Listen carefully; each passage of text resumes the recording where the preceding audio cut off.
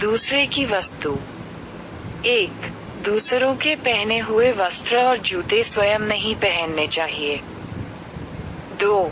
दूसरों के उपयोग में आए हुए यज्ञोपवीत, आभूषण, माला, छाता, वस्त्र और कमंडलू का त्याग करें। 3.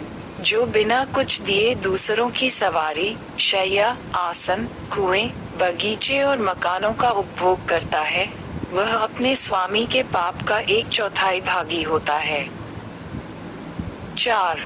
दूसरे का भोजन, दूसरे का वस्त्र, दूसरे का धन, दूसरे का बिस्तर, दूसरे की गाड़ी, दूसरे की पत्नी का उपभोग और दूसरे के घर में दूसरे का निवास, ये इंद्र के भी धन को नष्ट कर देते हैं। 5.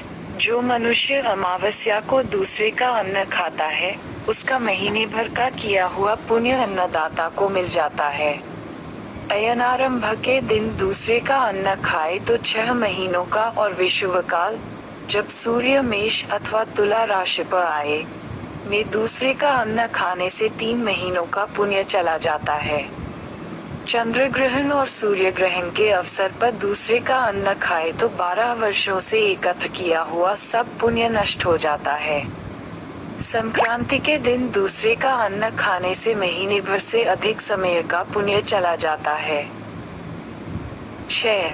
दूसरे का अन्न खाने से जिसकी जीभ जल चुकी है, दूसरे से दान लेने से जिसके हाथ जल चुके हैं और दूसरे की स्त्री का चिंतन करने से जिसका मन जल चुका है, उसे जप तप आदि करने से सिद्धि कैसे मिल सकती है। 7. व्रत, तीर्थ, अध्ययन तथा श्राद्ध में दूसरे का अन्न नहीं खाना चाहिए, क्योंकि जिसका अन्न खाएगा उसी को फल मिलेगा। 8. उचित निमंत्रण के बिना दूसरे के पकाए अन्न में रुचि नहीं रखनी चाहिए। 9. किसी के घर का अन्न या तो प्रेम के कारण खाना चाहिए या आपत्ति में पड़ने पर, भूखों मरने पर। 10. जो निर्बुद्धि गृहस्थ अतिथि सत्कार के लोभ से दूसरे के घर जाकर उसका अन्न खाता है, वह मरने के बाद उस अन्नदाता के यहाँ पशु बनता है। 11.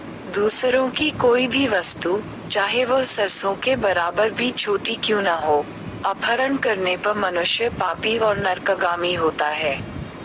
इसमें तनिक भी संदेह नहीं है।